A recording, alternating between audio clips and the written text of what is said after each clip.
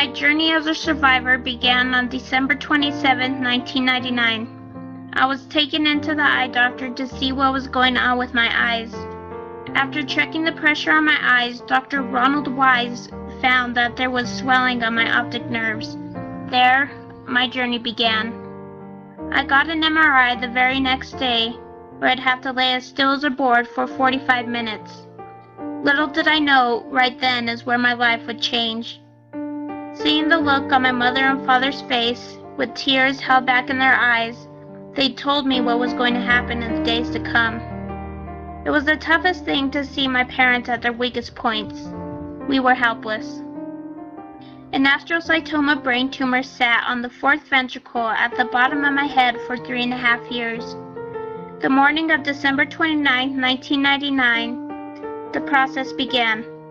The IV was placed in my hand and the medicines flowed. With the combination of the drugs, I was a lump on a log. I got rolled into the operating room with my parents alongside me. They held my hand until I fell asleep. I lay on the operating table for 8 hours while Dr. Michael Handler removed the tumor.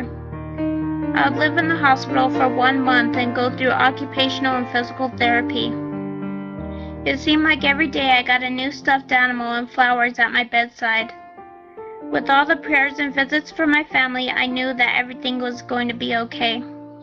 Once I got the strength to walk and talk, I was finally out of there. I survived. Unfortunately, I did not regain the strength of my optic nerves.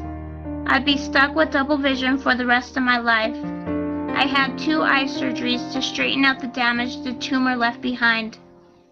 I developed hydrocephalus. My spinal fluid did not flow through my body the way it should. The fluid built up in my brain and the nightmare started all over again. The shunt that resides on the fourth ventricle of my brain was placed, and until this day, the tube running from my brain to my stomach remains. I've had 5 revisions on it due to the fact that it stops working and the fluid builds up all over again. I now do CrossFit and keep my body going strong. With all the Olympic movements, lets me know that I did not let the tumor win. I don't think that I'd work out the way I do now if I didn't have these challenges. I am stronger physically and mentally, and with every surgery, I know that I will survive. The challenges that I have faced at such a young age has made me more determined and grateful for all that I have. I am a survivor.